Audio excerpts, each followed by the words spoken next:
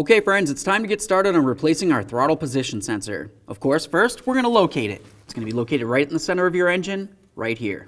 One of the first things we're going to do, of course, is to go ahead and release this tab right here and remove the wiring. Take a peek at it. If you see any funny colors, it's corrosion. It needs to be dealt with. This looks great, so I'll set it aside. Now the next thing we want to do is remove the two mounting bolts that hold it to the actual throttle body. You'll find one here and one located on the other side. Remove the pair.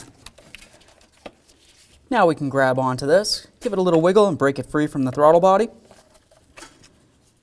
There it is, friends.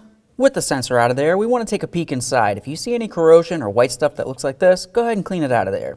Okay, now it's going to be time to put in our brand new throttle position sensor. You're going to notice looking into the center here, it looks like it's partially circular, but it also has that little flat line across it.